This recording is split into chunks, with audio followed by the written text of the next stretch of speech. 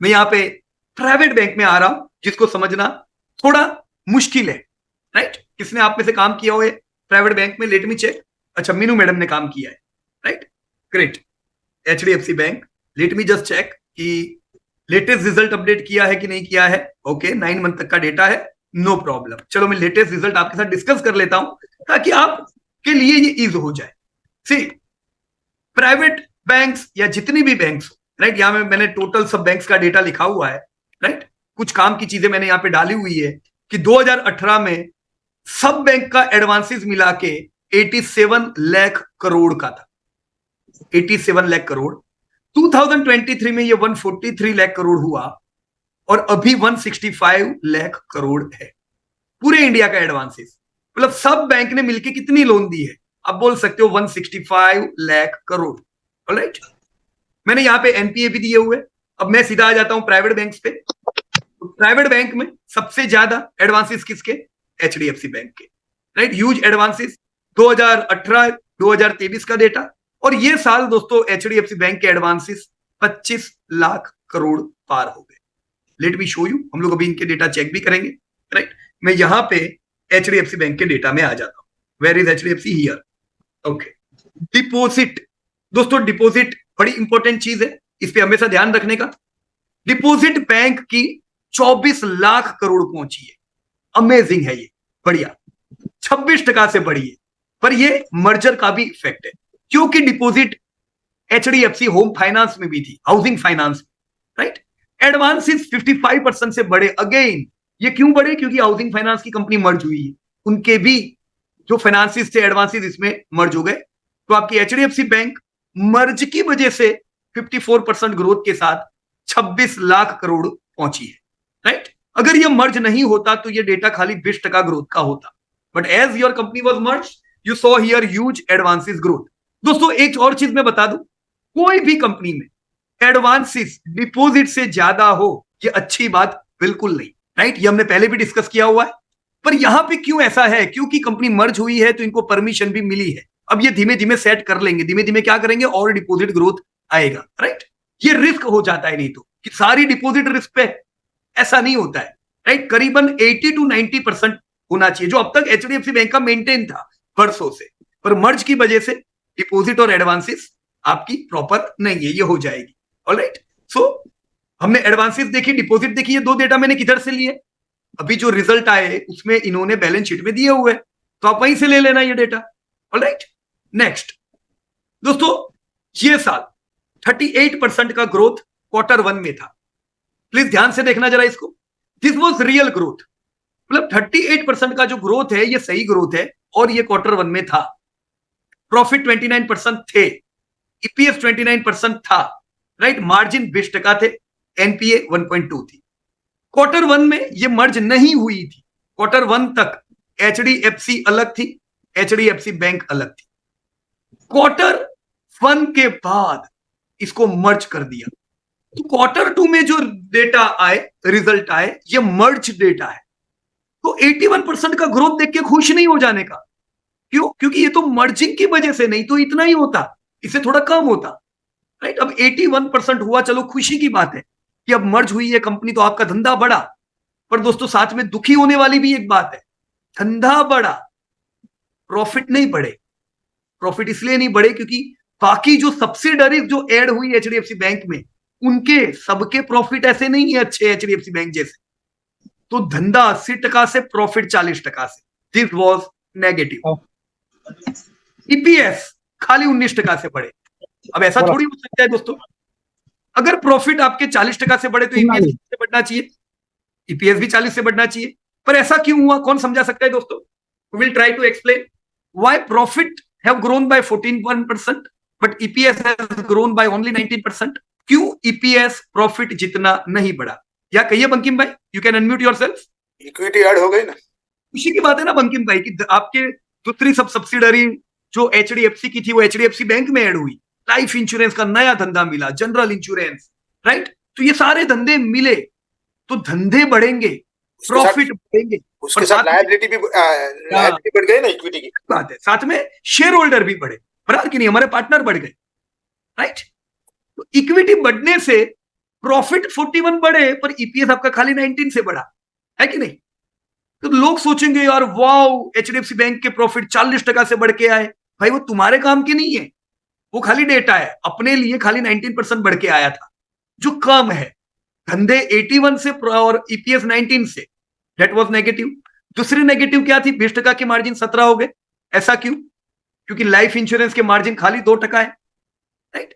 तो दूसरी जो कंपनीज है बड़ी, उनके मार्जिन एचडीएफसी बैंक जैसे नहीं थे, जिससे हुआ क्या? मार्जिन में कटौती। कोई बात नहीं। H1 में एक महीना मर्ज वाला था Q2 और एक महीना मर्ज बगैर का था। हमने यही समय बता दिया था कि जैसे हम आगे और बढ़ेंगे, धंधे और बढ़ेंगे, प्रॉफिट गिरेंगे, ईपीएस उससे ज्यादा गिरेगा, मार्जिन और घटिया हो जाएंगे। वो एक ही क्वार्टर में समझ आ गया, क्योंकि एक क्वार्टर के ऐड होने पे अगर मार्जिन गिरते हैं तो अभी तो दूसरे 3 क्वार्टर ऐड होंगे, क्वार्टर 2, क्वार्टर 3, तो मार्जिन किधर जाएंगे? दोस्तों ठीक ऐसा ही हुआ। क्वार्टर 3 के नतीजे 92% ग्रोथ, क्वार्टर 4 के नतीजे 99% ग्रोथ। दोस्तों अगर आप लोगों को याद हो, आप इसी आपके फेयर वैल्यूएशन के डेटा में देख सकते हो, हमने एस्टिमेट 100% ग्रोथ का रखा था, बिल्कुल सही आया। क्यों? क्यों 81 था, तब से हम 100 कर रहे थे, क्योंकि दूसरे 2 क्वार्टर आने वाले थे, सब्सिडरी कंपनीज के धंधे बढ़ेंगे। दोस्तों प्रॉफिट एग्जैक्ट हमने 39% का एस्टिमेट लिया था और उतना ही आया। ईपीएस खाली 9% से बढ़ा। अब आप देखो कितना बड़ा डाइवर्जेंस है। आप बोलोगे पीयूष भाई 39% से प्रॉफिट बढ़े। पहला तो 39% का प्रॉफिट मंजूर नहीं है। क्यों मंजूर नहीं है? क्योंकि धंधे डबल हुए, प्रॉफिट भी तो डबल होने चाहिए, पर नहीं हुए। कोई बात नहीं, चलो ये फर्स्ट ईयर है, सब्सिडरी कंपनीज के प्रॉफिट वैसे नहीं है, तो आपके प्रॉफिट डाउन है, राइट? पर ईपीएस 9%। क्यों? अगेन इक्विटी बढ़ने के कारण। दोस्तों इसका क्लैरिफिकेशन हमने यहाँ पे रिजल्ट में दिया हुआ है, आप देख सकते हो। इक्विटी पहले 558 करोड़ थी, अब 759 करोड़ है, तो 36% से इक्विटी बढ़ी है। मतलब आपके पार्टनर अगर 100 थे तो अभी 136 हो गए, 36% से आपके दूसरे पार्टनर बढ़ गए, राइट? तो इसकी इफेक्ट आपकी इंडिविजुअल ईपीएस पे आई और वो खाली 9% बढ़ा। तो 9% का ग्रोथ दोस्तों अच्छा ग्रोथ नहीं है, राइट? ये तो ऑलरेडी एचडीएफसी बैंक टूटी हुई थी। देखो मैं आपको बता देता हूं चार्ट पे, this is HDFC bank. Already HDFC bank पहले से सबको पता ही था ऐसा होगा, राइट? तो वो चली नहीं थी, नीचे टूटी हुई थी। अगर यही एचडीएफसी बैंक इधर होती ना तो ये 10% टूटती।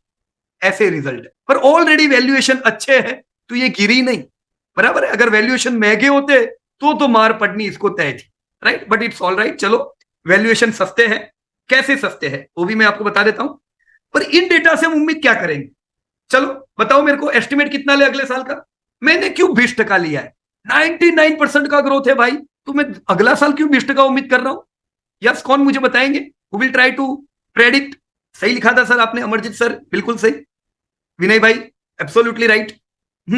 या 20% ग्रोथ क्यों? मैं 99 क्यों मैं उम्मीद करूं? मैं तो बोलता हूं ट्रेंड के साथ रहो, तो ट्रेंड तो 99 वाला है, देन वाई ओनली 20%? राइट? ये ओनली नहीं है, वैसे 20% हमको 20% अच्छा ग्रोथ है दोस्तों, क्योंकि रियल में क्रेडिट ग्रोथ तो 18% से बढ़ रहा है रियल में। अब ये इतना बढ़िया इसलिए था मर्ज की वजह से, अगले साल थोड़ी ना मर्ज का डेटा आएगा, राइट? तो अगले साल क्या? अगले साल क्रेडिट ग्रोथ इंडिया का बिल्कुल स्ट्रांग है, तो 20% से धंधे बढ़ेंगे, राइट? मार्जिन अभी गिरे हुए 15.7। अब हम उम्मीद कर रहे हैं दोस्तों ये साल, दिस ईयर, हाफ H1 के बाद, मतलब आधा साल बीतने के बाद हो सकता है आरबीआई इंटरेस्ट रेट डाउन करे। दोस्तों आरबीआई ने इंटरेस्ट रेट बढ़ाए, 2.5% बढ़े ना पिछले 2 सालों में, 2.5% बढ़े, बैंक्स के मार्जिन भी गिरे, फाइनेंस कंपनियों के मार्जिन गिरे। जैसे इंटरेस्ट रेट घटेंगे दोस्तों, बैंक्स के मार्जिन, फाइनेंस कंपनियों के मार्जिन बढ़ेंगे। यह समय आईआरएफसी के लिए अनुकूल नहीं है, यह समय इरडा के लिए अनुकूल नहीं है, यह समय बजाज फाइनेंस के लिए अनुकूल नहीं है। क्यों? बिकॉज इन सब को लोन लेनी पड़ती है और फंडिंग महंगा मिलता है। देखो इधर मैंने लिखा है कितना बोरोइंग लिया एचडीएफसी बैंक ने ये साल, 73,000 करोड़ का बोरोइंग। अब ये कितने ब्याज पे आया होगा? उनको भी तो पैसा महंगा मिला। डिपॉजिट लिए 24 लाख करोड़, इनको भी तो डिपॉजिट महंगी मिली। अब ये तो एचडीएफसी बैंक है, ट्रिपल ए रेटेड, एकदम सबसे बढ़िया। दोस्तों बाजार में सबसे सस्ती लोन एचडीएफसी बैंक को मिलती है। अब ये तो सोचो जो नीचे की सब बैंक्स है उनको ये लोन कितनी महंगी मिलेगी। Bajaj finance triple A rated है, सस्ते पैसे मिलते हैं। वो कंपनी के बारे में सोचो जो ट्रिपल ए रेटेड नहीं है।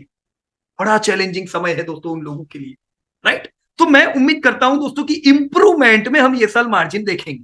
देखो सिमिलर वे में जैसे पिछले साल हमने मैन्युफैक्चरिंग कंपनी में क्या सोचा था, इन्फ्लेशन हाई है, सबके मार्जिन टूटे हैं। इस साल हमने क्या उम्मीद किया था, मार्जिन तोड़ेंगे। पिछले साल आपकी कंपनियों के प्रॉफिट 20-20% से टूटे थे, इस साल आपके प्रॉफिट 20-20% से बढ़ने वाले थे। ये हमने ऑलरेडी एस्टिमेट किया था कि नहीं, तो वो बैंक में भी करना चाहिए ना। इस साल दोस्तों, अब ये जो साल में हम एंटर हुए हैं, ये बैंक फाइनेंस कंपनीज के लिए बढ़िया साल रहेगा। आने वाले कुछ साल इनके लिए बढ़िया रहेंगे क्योंकि अब साइकिल आएगी इंटरेस्ट रेट घटने की। Alright, so for next year 20% sales growth, 20% profit growth. अब वैल्यूएशन देखो दोस्तों, ये तो हमने ग्रोथ देखा, वैल्यूएशन क्या कहता है। देखो पिछले साल 19 का पी था, बराबर कि नहीं, लास्ट ईयर 23 में, लास्ट टू लास्ट ईयर। अभी जो साल खत्म हुआ दोस्तों, खाली 16 का पी है। Can you believe? क्यों? क्योंकि ये सब गड़बड़ है। 16 का पी यानी बिल्कुल सस्ता है एचडीएफसी बैंक। मैं बता दूं, हिस्टोरिकल लोएस्ट पी है इस साल का। तो मतलब वो लोग जो कहते थे एचडीएफसी बैंक हम नहीं ले पा रहे, उनके लिए ये लॉटरी वाला साल है। देखो मैंने यहां पे कहा गया P, this is high P. पिछले साल का पी कितना है, हाईएस्ट 19 का पी हाई रहा। मेरे को बताओ इससे पहले एचडीएफसी बैंक कब 19 के पी पे रहा था हाईएस्ट? कब कब कब? मिल ही नहीं रहा है भाई। 2003 दोस्तों, 20 साल बाद आपको सेम वैल्यूएशन पे मिला है, राइट। ऐसी अपॉर्चुनिटी गंवाने की नहीं दोस्तों। यही वैल्यूएशंस के कारण आपका एचडीएफसी बैंक गिरा नहीं है। अब इस साल में 110 का ईपीएस उम्मीद कर रहा हूं दोस्तों। ये भाव पे पी 14 का हुआ, 14 का पी मतलब एचडीएफसी बैंक का, ये आप देख लो, लोएस्ट हिस्टोरिकल पी है। 14 से कम 2005 में ये 11 के पी पे था। Alright, so yes, your bank is trading at fair valuations. You can see yield कितनी है, 60% की। मतलब आज के समय में मुझे एफडी लेनी हो तो एचडीएफसी बैंक की एफडी और एचडीएफसी बैंक पे शेयर में भी मेरे को 60% मिलेंगे, तो क्यों ना मैं शेयर लूं, क्योंकि ये 7% कल 70% होने वाला है, एफडी नहीं होने वाली, right. So yes, valuations are great. मैंने नेगेटिविटी भी बता दी आपको क्या है, पॉजिटिविटी भी बता दी। Q1 में भी रिजल्ट कैसे आएंगे? Q1 वाले रिजल्ट ऐसे ही होंगे, क्योंकि Q1 पिछला साल मर्ज आइडेंटिटी नहीं थी, इस साल की Q1 मर्ज आइडेंटिटी है, राइट। तो ये Q1 भी गड़बड़ वाला है। मजा कब आएगी? Q2 से, क्योंकि Q2 ये पहला क्वार्टर होगा जब इस साल का Q2 मर्ज था और अगले साल का Q2 मर्ज। फिर ये गड़बड़ कुछ नहीं रहेगी और यहां से इंप्रूवमेंट हम जबरदस्त देखेंगे। यहां से मल्टी ईयर रैली हम क्यों ना उम्मीद करें, क्यों ना, राइट। 15% का लॉन्ग टर्म ग्रोथ दोस्तों। 100 लाख करोड़ के एडवांसेस पे एचडीएफसी बैंक पहुंचेगी। यही एडवांसेस पे आज डेवलप इकोनॉमीज की बैंक्स है, हमारी कोई बैंक नहीं। पर यस, आने वाले 10 साल की तेजी के लिए इंडिया रेडी हो रहा है, तो इंडिया को लोन चाहिए, प्रोवाइड करेगी HDFC bank, SBI bank. Alright, so this is reflected in chart. अब मैंने क्या बताया है चार्ट में? मैंने बोला ये लोअर रेंज है, इधर इकट्ठा करो, बराबर। पर यस, एक्यूमुलेट ड्यूरिंग फॉल। 1944 पे प्रॉफिट बुक करेंगे अगर आ जाता है फटाफट, तो फटाफट कह रहा हूं, फटाफट आता है तो।